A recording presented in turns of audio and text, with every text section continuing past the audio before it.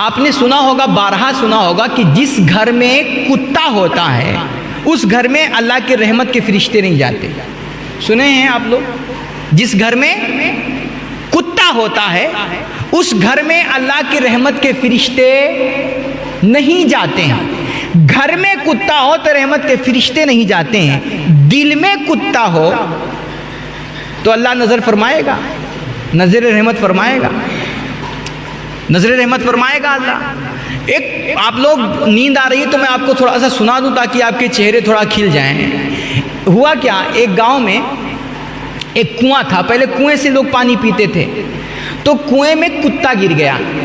कुएं में क्या हुआ, बोला कीजिए, आप लोग भी बोला कीजिए ताकि नींद खत्म हो जाए। करम मोहम्मद भाई, कुएं में क्या हो गया, कुत्ता गिर गया। अब वो कुत्ता उसी में सड़ करके फट करके ना एकदम टुकड़े टुकड़े बिखर गया। अब बाद में लोगों ने देखा तो कहा कि यार अब हम इसमें से पानी कैसे पिएंगे।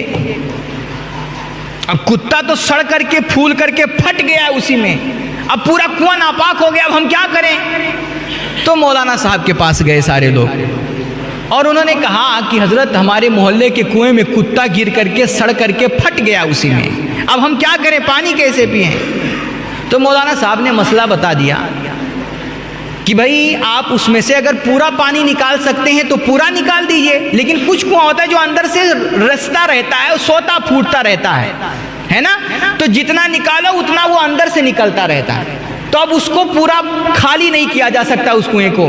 तो उसका मसला ये है कि जिस कुएं को आप पूरा पानी नहीं निकाल सकते तो उसमें से 200 डोल बाल्टी मतलब पानी निकाल दीजिए, तो वो कुआं पाकी का हुक्म उस पर लग जाएगा, वो पाक हो जाएगा। तो मौलाना साहब के पास ये लोग आए और उन्होंने कहा कि हजरत हमारे मोहल्ले के कुएं में कुत्ता गिर करके सड़ करके फट गया उसी में, अब हम क्या करें। तो मौलाना साहब ने कहा अगर पूरा निकाल सकते हो पानी तो निकाल दो, नहीं तो 200 बाल्टी पानी उसमें से निकाल दो, तुम्हारा कुआं पाक हो जाएगा, बिला झिझक पीना। अब ये लोग गए, इन्होंने 200 बाल्टी क्या 300 बाल्टी निकाल के फेंक दिया। अब कहा भाई मौलाना साहब ने बताया कि कुआं पाक हो गया तो पाक हो गया। कहा हाँ भाई पाक हो गया, सबने कहा पाक हो गया। तो कहा चलो फिर पियो। तो उन्होंने पानी निकाला, तो अब कहते तू पी लो, कहते तू पी लो, कोई पी तैयार ना है। तब ऐसे वक्त में जाहिर सी बात है मौलवी हमेशा बनता है बेचारा, हाँ, तो सब लेके कहीं कोई न पियो, चलो मौलाना साहब का पिलावा जाए पहले। तो क्या हुआ, उन लोगों ने क्या किया, पानी लिए और लेकर के आए और मौलाना साहब के रखे सामने रखा कि आप ही कह रहा कि पाक हो जाए तो तुहिन पहले पियो। तो मौलाना साहब ने कहा भाई शरई मसला है, पाक है तो पाक है, लाओ उसमें क्या, मैं पी लेता हूँ। तो उन्होंने गिलास में पानी दिया, अब मौलाना साहब के सामने पेश किया, कहा हजरत पीजिए। मौलाना साहब ने लिया तो जैसे पीने जा रहे तो उसमें देखा बाल टहल रहा है उसमें ऊपर से। तो पूछेंगे मतलब 200 बाल्टी निकाल दी हो पनिया, तो कहें कि हाँ निकाल दिया हमने। तो कहें अच्छा तो ये बलवा कहाँ से आएगा। तो कहें कि बलवा निकाल जौन कह रहा इतना हम करें ना, बलवा कहाँ से हुआ का हम कहाँ जानी। तो कहें कुकुरा निकाले हो रहा कि ना है। तो कहें कुकुरा कहाँ निकाले कह रहा आप, कुकुरा तो वहीं पर है। अब बताओ। तो मौलाना साहब ने कहा मेरे भाई पहले असल गंदगी तो निकालो यार, पहले वो मरा हुआ सड़ा हुआ कुत्ता निकालो, उसके बाद 200 डोल पानी निकालना है।